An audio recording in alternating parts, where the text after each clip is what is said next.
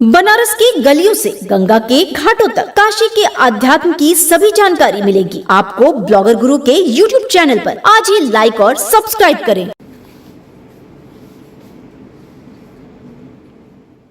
बना रहे हैं सारे डाइटिशियन। आज का थीम है न्यूट्रिशियस डाइट फॉर एवरीवन।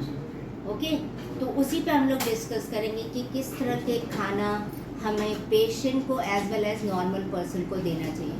इसमें सभी तरह के वर्ग को हम लोग शामिल करते हैं, जैसे नर्सिंग स्टाफ सभी को हम लोग न्यूट्रिशन के बारे में अवेयर करते हैं। इवन डॉक्टर्स और एज के लोगों को इसका डाइट के बारे में बताते हैं, अवेयर अबाउट न्यूट्रिशन फॉर लंबे समय से लोग न्यूट्रिशन के बारे में शायद इस वजह से काफ़ी प्रॉब्लम्स आने लगी है, तो हम लोग कोशिश करते हैं यदि उनकी जंक की डिमांड है तो वो जंक की तरह खाएं, लेकिन हेल्दी फूड है।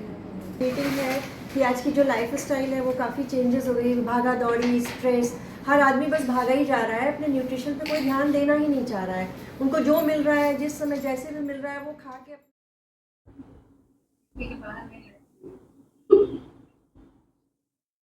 मेरा नाम मंजरी वाजपेयी है। मैं डीएस रिसर्च सेंटर में डाइटिशियन के तौर पर काम करती हूँ यहाँ पर। किस प्रकार का अवेयरनेस प्रोग्राम किया जा रहा है? ये पूरा सितंबर जो है ये नेशनल न्यूट्रिशन मंथ के तौर पे मनाया जाता है।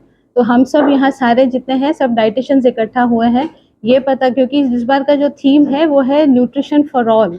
तो कैसे हम सब लोगों को अपने तरीके से सही तरीके से न्यूट्रिशन प्रोवाइड कर सकते हैं, लोगों में कैसे अवेयरनेस बता सकते हैं, उसके लिए हम लोग यहाँ इकट्ठा हुए हैं। मैम, आज के भागदौड़ भरे समय में फास्ट फूड, जंक फूड, कहीं ना कहीं लोग इसी पर डिपेंड है। क्या कहेंगे, कितना चैलेंजेस उनको आता है न्यूट्रिशन को फॉलो करने में? जंक फूड में तो चैलेंजेस है ही है क्योंकि न्यूट्रिशन नहीं है उसमें। इसलिए वाकई में जैसे मैडम लोगों ने पहले भी कहा है कि माँ लोगों का अपना नज़रिया उनको बदलना पड़ेगा थोड़ा सा, क्योंकि आजकल हम लोग कुकिंग करना जानते ही नहीं है, हम चाहते नहीं है कुकिंग करना।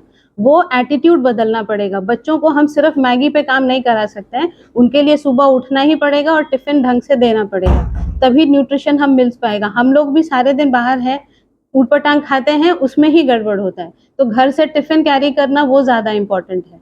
घर का खाना जितना न्यूट्रिशियस है उतना बाहर के इसमें नहीं मिलेगा।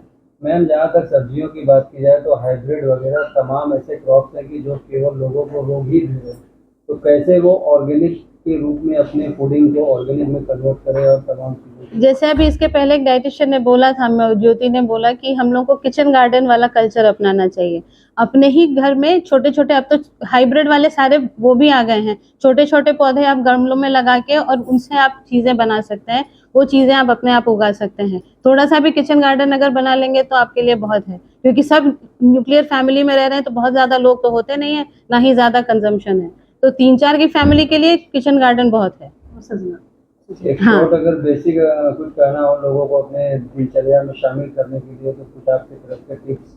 सबसे ज़रूरी बात यह है कि 2.5 से 3 घंटे से ज़्यादा खाली पेट ना रहें, क्योंकि एसिडिटी जितनी ज़्यादा हो रही है, ज़्यादातर 99% केसेस में लोगों का एसिड और गैस्ट्रिक की प्रॉब्लम है। एसिडिटी अगर हो रही है तो कैंसर जैसी बीमारी भी इसीलिए पैंडेमिक हो रही है।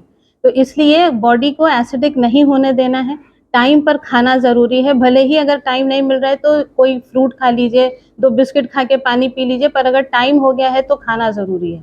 ये एक चीज़ भी अगर हम फॉलो कर लेते हैं तो हमारा लाइफस्टाइल काफ़ी सुधर जाएगा। मैम, अभी आपके गोबर से खाद बनता है, तो शहर में इस समय जो है कि नगर निगम भी गाय को, भैंस को हटा रही है, तो ओरिजिनल गोबर कहाँ मिलेगा, खाद हम कहाँ से बनाएंगे? या तो फिर मैं वही रासायनिक चीज लूंगा जो कि दुकानों में मिल रहे हैं। आपके घर में चाय पत्ती निकलती है, चाय पत्ती डालिए, वो सबसे अच्छा ऑर्गेनिक वो है। जो आपके घर में जो खाने पीने के छिलके निकलते हैं वो ऑर्गेनिक हो जाते हैं, वो एज उसके मैन्योर की। लोग बैलेंस डाइट की बात करते हैं, यानी संतुलित आहार की बात करते हैं। कोई एक सिंगल फूड, मतलब कोई एक खाना पर्याप्त नहीं है।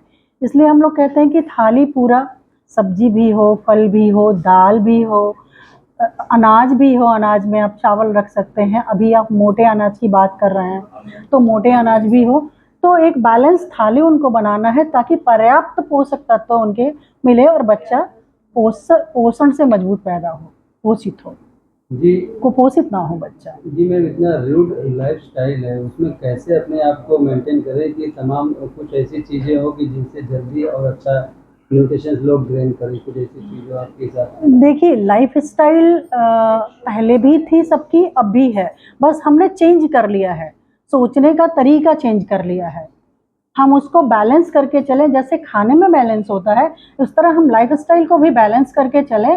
तो हम एक शेड्यूल बना लें, एक विंडो सेट कर लें कि हमें इस बजे इतना बजे उठना है, इतने में नाश्ता लेना है, ऐसे हमें खाना खाना है, ऐसे हमें एक्सरसाइज करनी है, और घर के कामों का सारा एक शेड्यूल बना लें, तो फिर हम अपने लाइफ स्टाइल को और अपने सेहत को भी अच्छा रख सकते हैं। आज एक आप वुमेन है जो कि वर्किंग वुमेन है, तो क्या आज पॉसिबिलिटी है कि आज आप गेहूँ धुल लीजिए, छत पे सुखा लीजिए, फिर उसको जाके पिसवा के फिर हम आटा खाएं? देखिए, परिवार के लोग क्यों होते हैं, हमारी फैमिली में 4 न्यूक्लियर फैमिली है, तो भी बच्चे होंगे, हस्बैंड होंगे, हम खुद हैं, और हम चारों मिलके कोशिश कर रहे हैं, तो बिल्कुल पॉसिबल है कि हम अपना खुद का सब कुछ ऑर्गेनिक यानी घर का कर सकते हैं। और सबसे बड़ी बात है, हम सीजनल चीज़ ही चुनें, बिना सीजन का कोई भी फल, कोई भी सब्जी ना खाएं, तो हम हेल्दी जीवन जी सकते हैं। तो पूरे समाज को थोड़े शब्द में कुछ संदेश दे दीजिए न्यूट्रिशन। यही है कि जो भी लें संतुलित लें, अधिकता किसी की ना हो। एक्सरसाइज जरूर करें, जब भी मौका मिले टहलें या एक्सरसाइज करें, और साफ स्वच्छ घर का बना खाना खाएं। Thank you.